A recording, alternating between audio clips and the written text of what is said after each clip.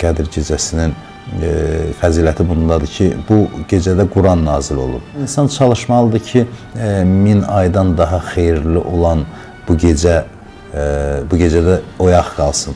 Yəni, sual verilir ki, fəziləti nədir? Fəziləti bundan ibarətdir ki, Quran buyurur, Leylətul Qədri xeyrun min əlfi şəhr. Qədir gecəsi 1000 aydan daha xeyirlidir. 1000 ay təxminən bir insan ömrü qədərdir, 80 neçə il eləyir. Yəni, bir gecə bir ömrə bərabərdir, bir ömürdən daha xeyirlidir.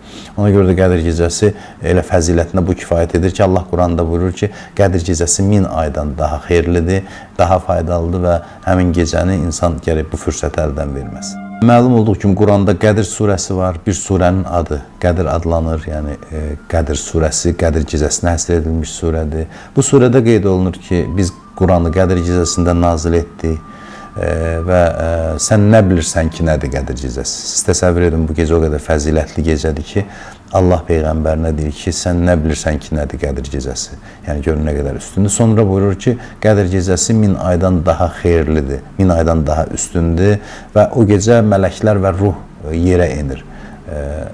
Allahın izni ilə yerə enir, müəyyən işlər üçün yerə enir və həmin gecə səhərə qədər dan yeri sökülənə qədər salamatlıq gecəsidir.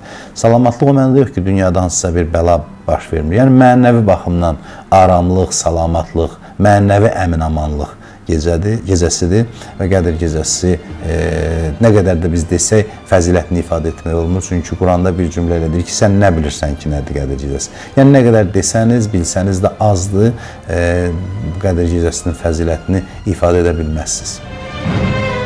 Bəli, ümumiyyətlə, Allah Quranda buyurur ki, məni çağırın, mən cavab verim. Ud'uni əstəcib ləkum. Çağırın, cavab verim. Mənə dua edin, mən də cavab verim. Və Allah, hər zaman Allahın rəhməti bizim üzümüzə açıqdır. İstənilən gün, istənilən saatda biz dua etsək, dualarımız qəbul olunur. Amma bəzi günün xüsusi vaxtları var, həftənin xüsusi günləri var, ayın xüsusi günləri var ki, bu günlərdə dualar qəbul olunur. Bəzi xüsusi məkanlar var, orada daha tez qəbul olunur. Məsələn, gecələr içində cümə gecəsi, cümə axşamı dualar daha tez qəbul olunur. Müəyyən məkanlarda dualar qəbul olunur. Namaz vaxtları dualar qəbul olunur. O cümlədən də duanın qəbul olunması üçün ən münasib fürsət Qədir gecəsidir. Allahın rəhməti daha çox təzahür olunur və bu gecə kim ümidlə Allahın qapısına gedərsə bağışlanmamış qayıtmaz. Mümkün deyil bağışlanmamış qayıtsın. İnsanlar gərək ümidlə Allahın dərgahına yönəlsin.